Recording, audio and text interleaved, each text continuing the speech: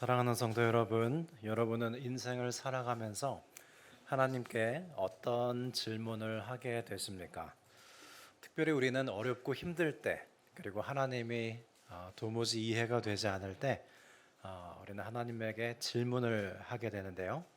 가령, 하나님, 저는 별로 잘못한 것도 없는데 왜 이런 고난을 당해야 합니까? 하나님, 제가 왜 아파야 합니까? 도대체 왜 병들어야 하는 것입니까? 하나님, 왜 하필 저의 아이입니까? 왜 제 아들이 다쳐야 했습니까? 하나님, 왜 제 딸 아이를 데려가야 했습니까? 하나님, 제가 왜 용서를 해야 됩니까? 제 잘못이 아니지 않습니까? 등등 우리가 이렇게 하나님께 질문할 때가 있는데요. 그런데 여러분, 하나님께서 그 질문들에 대해 명료한 답을 주시던가요? 저는 지난주 목요일에 청년 기도학교를 종강했습니다. 제가 기도학교를 인도할 때 꼭 하는 것이 하나 있는데요. 그게 뭐냐면 기도학교를 시작할 때의 기도 제목과 기도학교가 끝난 다음에 기도 제목을 비교하도록 하는 것입니다. 그러면 하나님께 구하는 것이 완전히 달라져 있다는 것을 발견하게 됩니다. 이 같은 일은 우리도 기도 생활을 하노라면 경험할 수 있는데요. 분명 나는 기도를 할 때 하나님께 A를 구하면서 기도하기 시작했는데 나중에 보면요, 하나님이 나로 하여금 B를 구하도록 하시는 경우가 있어요. 기도를 시작할 때 A를 달라고 기도했는데 나중에 보면 B를 구하고 있는 걸 경험할 때가 있습니다. 왜 그런 일이 있을까요? 그 이유는 우리가 하나님께 구하고 싶은 은혜와 하나님께서 우리에게 주시고자 하는 은혜가 다를 때 그런 일이 일어납니다. 창세기 32장에서 야곱은 형 에서가 400인을 거느리고 쳐들어오자 하나님께 자신과 가족들을 보호해달라고 기도하죠. 그러나 하나님께서 어떻게 하셨습니까? 갑자기 다짜고짜 야곱을 붙잡고 씨름하기 시작하셨습니다. 그렇게 씨름하시더니 하시는 말씀이, 야곱아, 네가 이겼다. 이제 너는 속이는 자 야곱이 아니라 나 여호와 하나님과 겨루어 싸워 이긴 이스라엘이다 라고 새로운 정체성을 부여해 주시죠. 그러자 야곱은 속이는 자로서 비굴하게 형 에서 앞에 나가지 않습니다. 하나님과 겨루어 이긴 자로서 높은 자존감을 가지고 담대히 나가서 형 에서와 부둥켜 안고 화해하는 것을 볼 수 있죠. 이것이 하나님께 야곱에게 주시려고 했던 바예요. 확실히 야곱이 하나님께 구했던 것보다도 더 크고 좋은 것으로 응답을 하셨습니다. 욥의 경우는 어떠했습니까? 그는 하루아침에 10자녀를 잃고 전 재산을 잃었을 뿐만 아니라 온몸에 악창이 났습니다. 그래서 그의 아내는 하나님을 욕하고 나가서 죽으라고 합니다. 그는 하나님께 묻습니다. 저는 의인인데 잘못한 것이 없는데 왜 이런 고난을 겪는 것이냐고 하나님하고 아주 쟁변을 하죠. 그때 하나님이 뭐라고 답하셨습니까? 하나님은 욥에게 명료한 답을 하시기보다는 오히려 70개가 넘는 질문을 퍼부으셨습니다. 그리고 하시는 말씀은, 욥아, 너는 감히 나와 논쟁할 수 있는 존재로서 창조물 중에 으뜸이다 하시면서 하나님의 파트너로 초대해 주시고 하나님의 섭리를 살아가는 사명자로 세워주시죠. 이처럼 하나님께서는 우리가 A를 구하지만 B로 응답해 주실 때도 있고요. 우리의 질문에 답을 주시기보다는 우리의 질문을 바꿔 주십니다. 그리고 답이 아닌 길을 가게 하시는 경우가 많습니다. 우리는 인생에 답을 찾을 때가 많죠.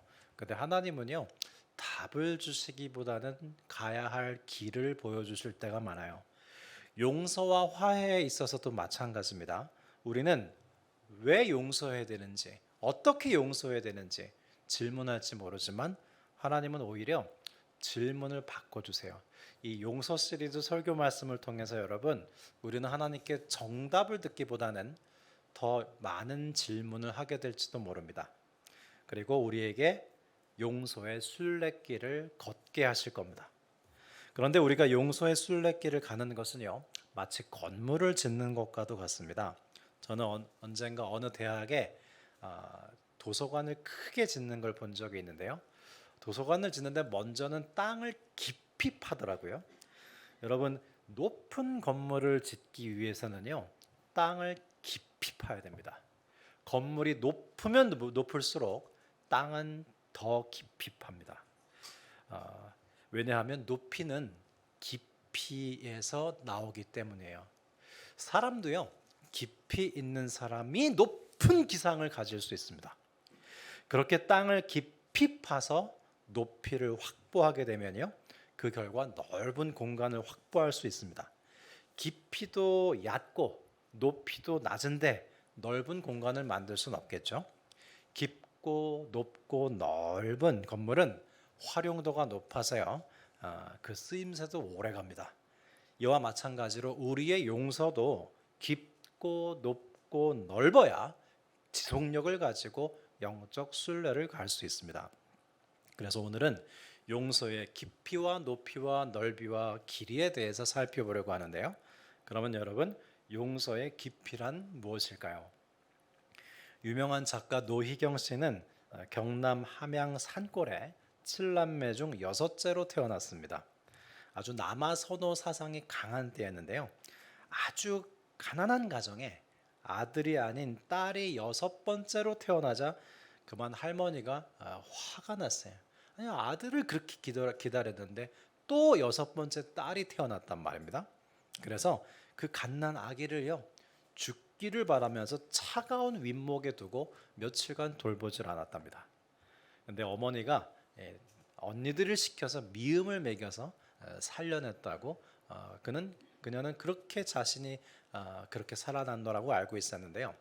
충격적인 것은 나중에 들어보니 할머니가 아니라 어머니가 자신이 죽기를 바라는 마음으로 윗목에 올려놓고 거들떠도 안 봤다는 거예요. 그녀는 언니로부터 그 이야기를 들은 날 잠을 이루지 못했습니다. 내가 아들이 아니라는 이유만으로 엄마가 나를 죽이려고 했다는 그 사실이 너무나 믿기지 않고 상처도 돼서 잠을 이루지 못했는데요. 결국 마음을 이렇게 정리했습니다. 돈도 벌어다 주지 않고 아이만 만들러 들어오는 남편과 살아온 우리 엄마 정말 힘들었겠다. 그리고 엄마에 대한 그녀의 결론은 우리 엄마 불쌍하다였습니다. 노혜경 작가가 어린 자신이 아들이 아니라는 이유만으로 죽기를 바랬던 엄마를 용서할 수 있었던 것은 그 자신의 마음과 정신이 컸기 때문이에요. 여러분, 우리가 부모님께 효도할 수 있는 가장 큰 효도가 뭔지 아십니까? 우리의 정신이 큰 사람이 되는 것입니다.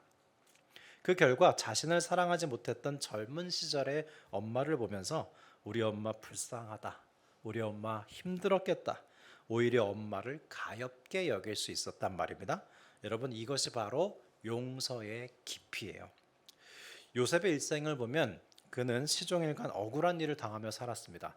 형들이 은 20에 자신을 팔아버렸습니다. 보디발 장군의 아내가 모함해서 감옥에 갇혔습니다. 감옥에서 술 맡은 간원장의 꿈을 잘 해석해 줬는데 그는 감옥에서 나가서 요셉을 완전히 잊어버렸어요. 그래서 요셉은 2년간 더 감옥에 갇혀 있어야 했습니다. 사람이 억울한 일을 거듭해서 지속적으로 당하면요, 피폐해지고요, 자기 자신에게 소망을 갖지 않습니다. 자기 파괴적이 되게 많은데요. 그럼에도 불구하고 이 요셉은 시종일관 건실하게 살았어요. 자신을 사랑할 줄 알았습니다. 그 결과 나중에 애굽의 총리 대신이 되었고, 그것은 곧 형들을 용서할 용서의 깊이를 이루는 일이 됐습니다. 여러분, 혹시 우리 사회에 있었던 유영철 연쇄 살인 사건을 기억하십니까? 이 유영철은요, 2003년 9월부터 2004년 7월까지 총 21명을 아무 이유 없이 무차별적으로 살해한 사이코패스입니다.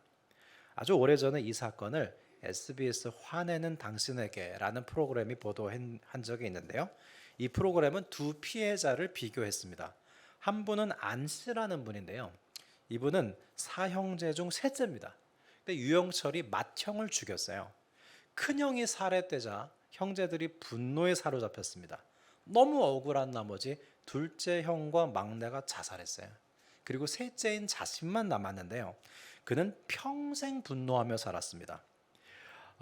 그는 분노가 치밀어 오를 때마다 술을 마시고요, 망치로 자신의 살림을 부셨어요. 그래서 방송에서 보니까 그 집안이 다 부서진 가구들로 가득했습니다. 안 씨는 분노에 사로잡혀서 삶이 정상적으로 유지되지 않고 있었습니다.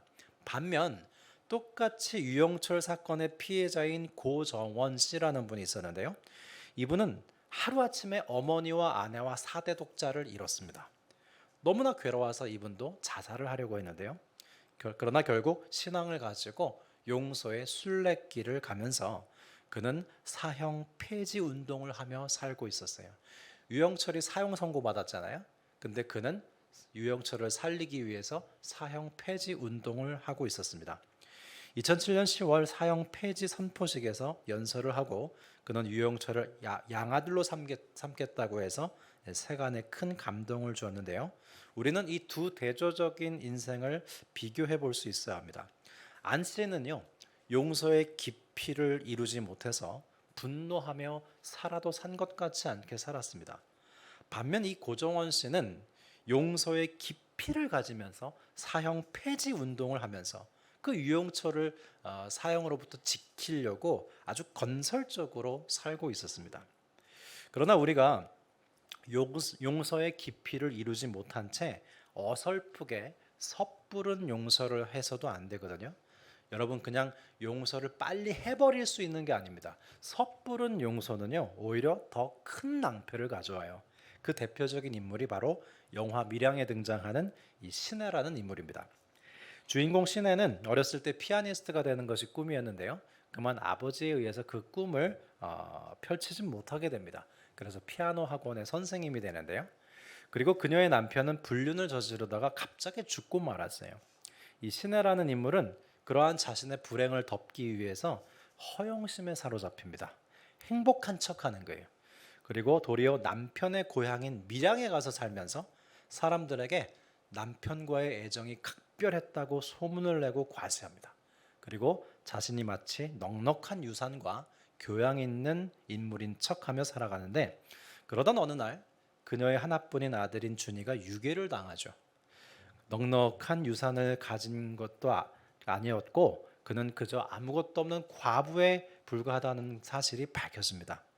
신혜가 돈이 많은 사람인 줄 알고 그녀의 아들을 유괴했다가 실망한 유괴범은 결국 아들 준이를 싸늘한 주검으로 돌려보내고 말죠. 그러자 이 신혜라는 허영심 가득한 인물은 새로운 인생 사막을 계획하는데요. 그것은 아들을 죽인 유괴범을 용서하는 성녀로서 사람들에게 추앙을 받는 것이었습니다. 그런데 이게 웬일입니까? 신혜가 유괴범을 용서하러 가자 그는 이미 신에게 용서를 받았다며 신혜가 성스러운 여성으로 추앙받을 기회를 박탈해 버렸어요. 여러분, 이 밀양이라는 영화는요, 용서가 주제가 아니에요. 한 허영심 많은 인간이 인생의 고초를 겪으면서 아주 겸허하게 현실화된다는 걸 그리고 있습니다. 사실 이 신혜라는 인물은 아들을 죽인 사람을 용서할 만큼의 용서의 깊이를 전혀 이루지 못한 사람이었습니다.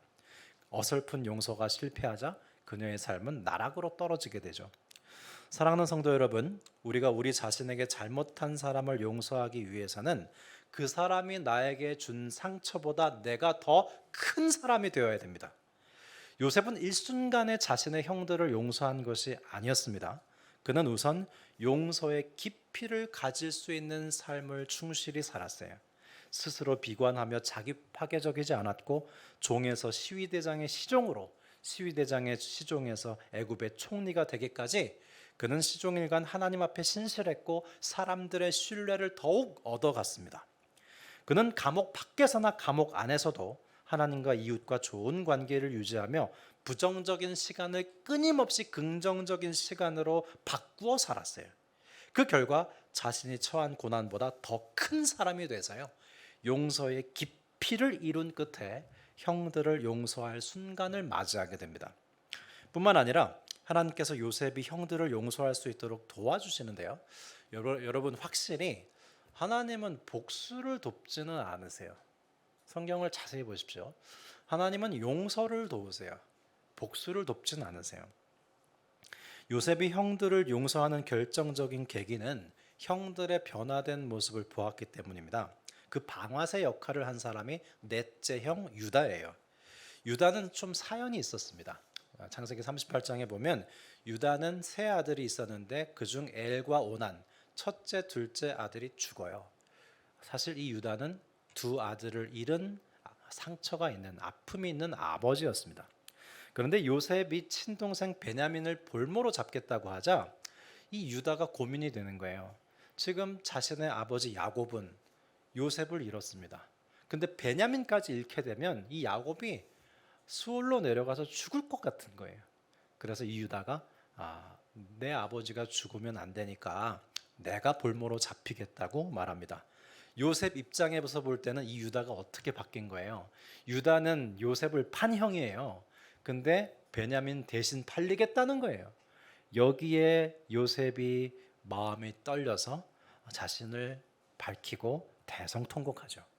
여러분, 하나님은요 이렇게 우리가 예상할 수 없도록 우연을 가장해서 우발적으로 다가오실 때가 많습니다.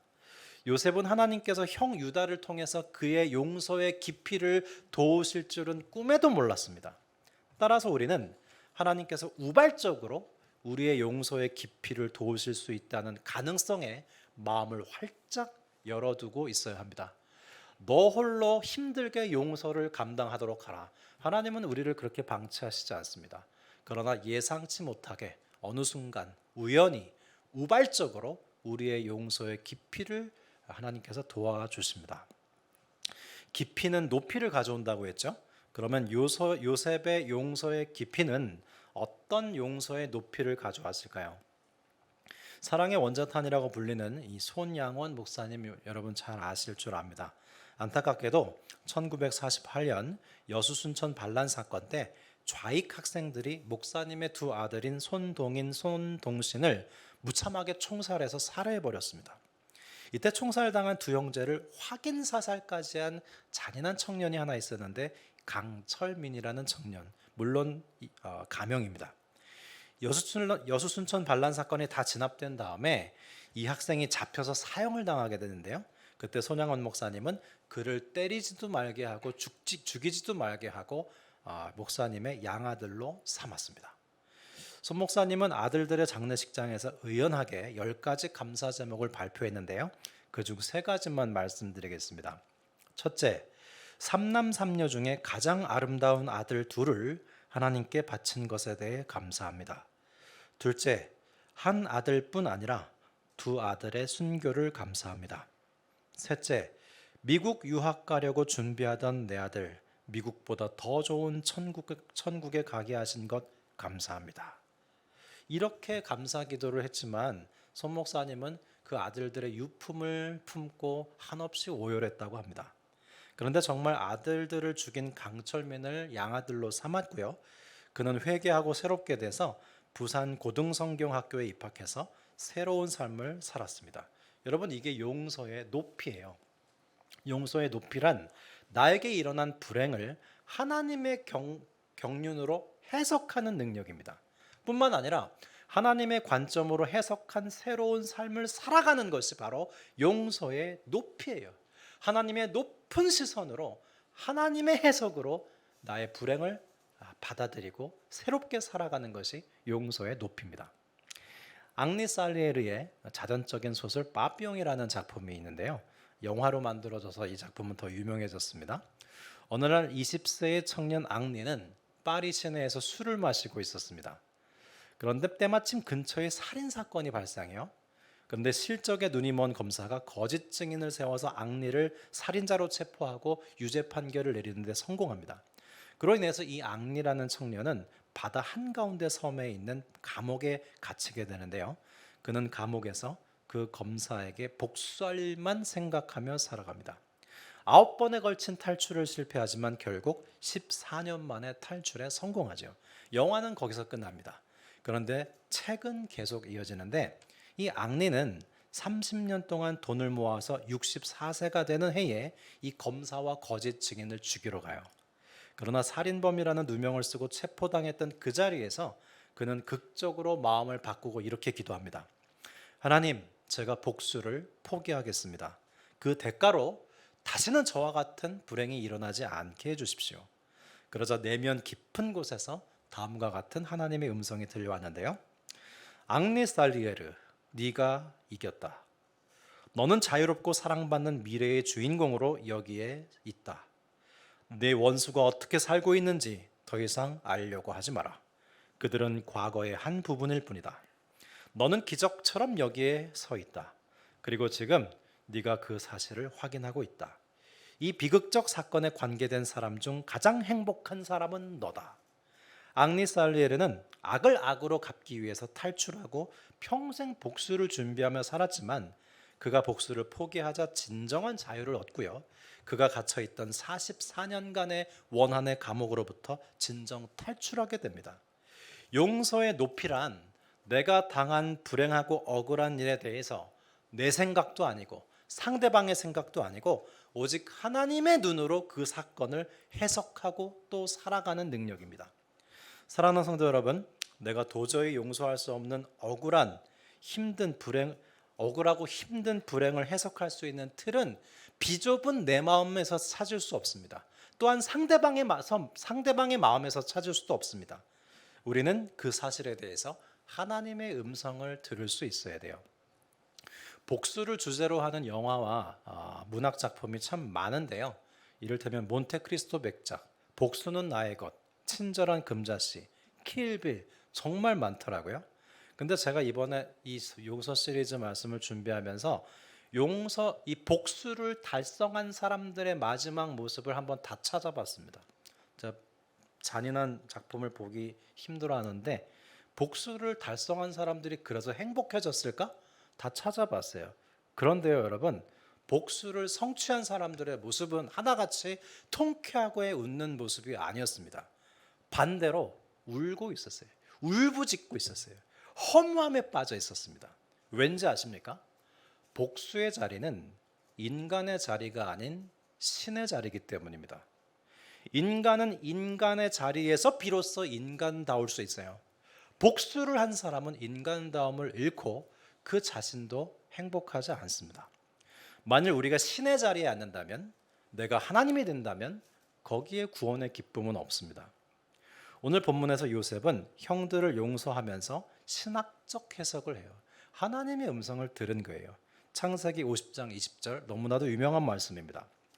당신들은 나를 해하려 하였으나 하나님은 그것을 선으로 바꾸사 오늘과 같이 많은 백성의 생명을 구원하게 하시려 하셨나니 그랬어요.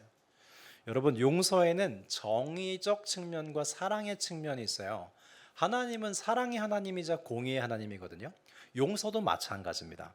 그래서 이 요셉은 형들의 잘못을 분명히 지적합니다. 당신들은 나를 해하려 했습니다. 이것이 용서에 있어서 정의의 측면이에요. 여러분, 용서는요, 그냥 불의를 눈 감아주는 게 아닙니다. 없었던 것으로 치는 게 아니에요. 그래서 요셉은 형들이 무엇을 잘못했는지 분명히 압니다.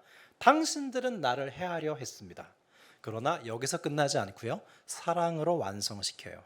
그러나 하나님은 그것을 선으로 바꾸셨습니다. 이것이 바로 용서의 높이예요. 그러면 용서의 깊이와 용서의 높이는 어떻게 용서의 넓이를 확보할까요? 저는 시편에 이 원수를 향한 복수시가 대단히 많다는 것에 참 놀랐던 적이 있습니다.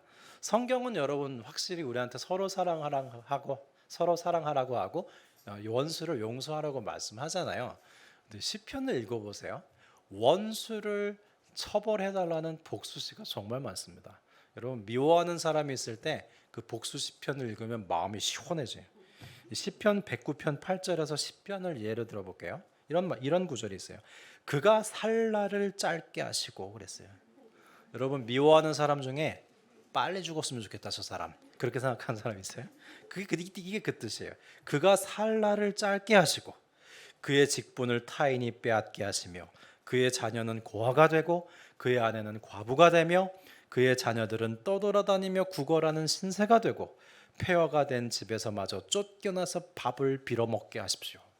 심지어 그 원수의 자녀를 바위에다가 패대기를 쳐달라고 기도하기도 합니다. 그런데 깊이 묵상해 보면요, 이 원수들에 대한 복수 시편은 복음과 전혀 상충되지 않습니다. 왠지 아십니까? 시편 기자는 원수를 갚아달라고 기도하지만 그 어디에서도 자신의 손으로 원수를 갚지 않기 때문이에요. 시편에서 원수들에 대한 복수를 탄원하는 사람들은 하나님께서 보복해 주실 것을 간구하되 자신은 절대 복수하지 않습니다. 그들은 보복이 가해지는 그 사슬을 벗어나서요, 화평케 하는 자들의 반열에 서요. 그래서 시편의 복수시는 복음과 상충되지 않고 조화됩니다.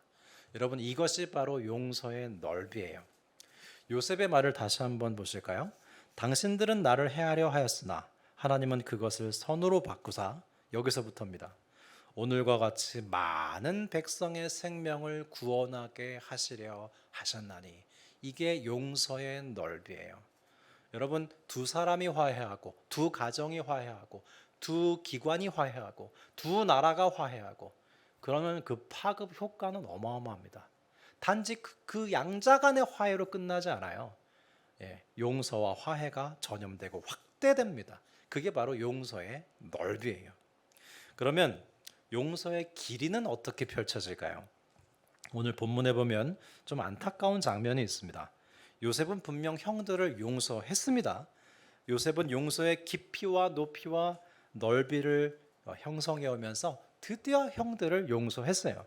그런데 여러분, 나에게 잘못한 사람을 내가 용서했다고 해서 그 사람이 내 용서를 다 받아들이는 건 아닙니다. 내가 용서해 줬는데 당연히 받아야 되지 않을까? 현실은 그렇지 않습니다.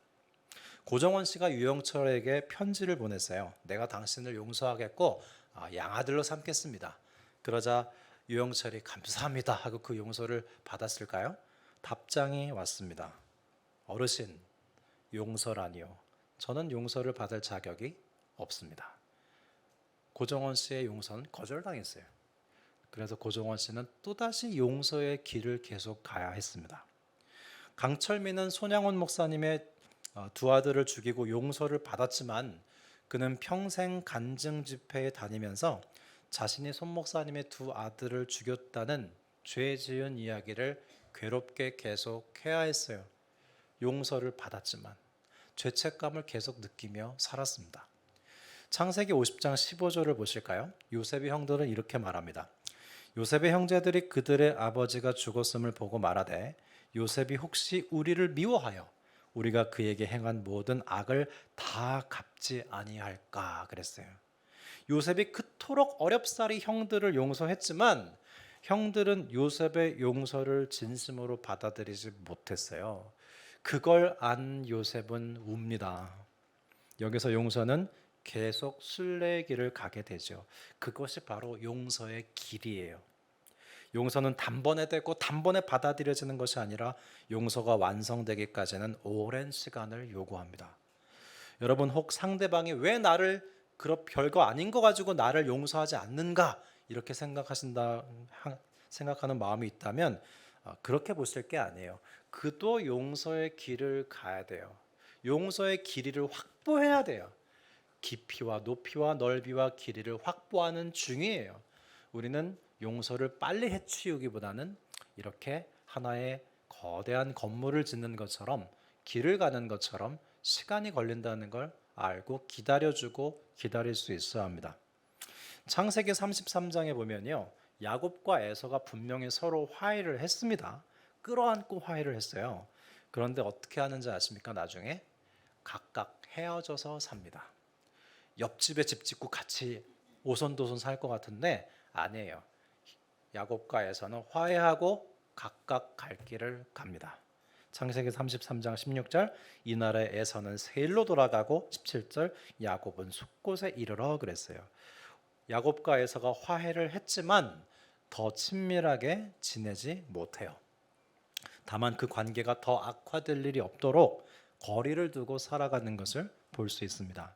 여러분, 이처럼 용서는 평생에 걸쳐서 하는 것이고요. 용서의 갈 길은 참으로 멉니다. 이것이 용서의 길이에요. 저는 약 5년 전에 로마의 바티칸에 있는 시스타나 성당에 가서 미켈란젤로의 최후의 심판을 볼 기회가 있었습니다. 이 최후의 심판 그림 내용은 사실 좀 끔찍해요. 순교자들이 자신을 죽인 도구를 들고 있거든요. 가죽이 벗겨져서 죽은 사람은 자신이 벗겨진 가죽을 들고 있습니다. 내용은 참 끔찍한데요. 흥미로운 것은 그 최후의 심판을 보는 관람객들의 얼굴 표정이 너무나 평온했다는 게 참 인상 깊었어요. 시스타나 성당에 들어갈 때요, 입구가 여기 있는데 그림이 이렇게 걸려 있어요. 그래서 입구에서 최후의 심판을 보는 사람들의 표정이 보여요. 너무 평화로운 거예요. 참 이상하다 그랬는데 그 다음 순간 저는 그 이유를 알게 됐습니다. 최후의 심판 배경은 파란색이에요. 예수님이 중앙에서 심판하고 계시는데 그 최후의 심판 앞에 서 있으니까요, 엄청난 큰 벽을 다 메우고 있는 커다란 벽화인데 알 수 없는 위로가 잔잔한 파도처럼 저한테 계속 밀려오는 것 같은 거예요. 지금껏 살아오면서 이해되지 않았던 아픈 일들이 하나하나 이해가 되는 것 같았어요. 이제껏 살아오면서 억울했던 마음들이 한 올 한 올 다 풀려나가는 것 같더라고요. 결국 하나님께서 이렇게 다 심판하실 텐데 내가 더 이상 억울해할 필요가 없겠구나. 내가 더 이상 한스러워할 필요가 하나도 없겠구나. 최후의 심판이 있는데. 그러면서 마음이 대단히 평안해졌습니다. 로마서 8장 28절 말씀인데요. 우리가 알거니와 하나님을 사랑하는 자, 곧 그의 뜻대로 부르심을 입은 자들에게는 모든 것이 합력하여 선을 이루느니라. 이 로마서 8장 28절은 창세기 50장 20절 요셉의 말을 바꾼 거예요. 당신들은 나를 해하려 하였으나 하나님은 그것을 선으로 바꾸사 오늘과 같이 만민의 생명을 구원하게 하셨나니를 로마서 8장 28절은 다시 이렇게 말한 겁니다. 우리가 알거니와 하나님을 사랑하는 자, 곧 그의 뜻대로 부르심을 입은 자들에게는 모든 것이 합력하여 선을 이루느니라. 이 두 구절은 같은 노래의 1절과 2절이라고 할 수 있어요. 이 로마서 8장 28절은 별명이 있는데요, 신학자들은 이 구절을 이렇게 얘기했습니다. 우리의 머리를 베고 쉴 수 있는 베개와 같은 말씀이다. 혹 잠 못 이루는 성도님들 계시다면 로마서 8장 28절에 머리를 베고 이제는 잠을 이루시기 바랍니다.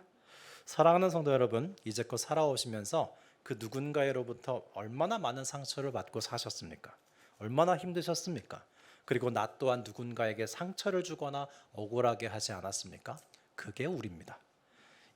그러나 이제 죄책감과 정죄감과 복수심에서 벗어나서 하나님께서 모든 것을 합력하여 선을 이루신다는 이 말씀에 머리를 베고 이만 쉬시길 바랍니다. 하나님은 모든 악함을 선으로 바꿔서 많은 사람을 구원하게 하시는 분입니다. 그래서 우리는 다만 용서의 깊이와 높이와 넓이와 깊이를 더해가면서 주님께 이끌리어서 용서의 순례길을 가는 그런 하나님의 백성들인 것입니다. 그 은혜가 저와 여러분에게 있으시기를 기원합니다. 기도드리겠습니다. 하나님 아버지, 상처 주고 상처받으며 얼룩진 우리 인생의 터전 위에 용서의 깊이를 파고 용서의 높이를 세우며 용서의 넓이와 길이를 살아갈 수 있도록 은혜 내려 주옵소서. 이제는 하나님께서 모든 것을 합력하여 선을 이루신다는 말씀에 머리를 베고 쉬게 하여 주옵소서.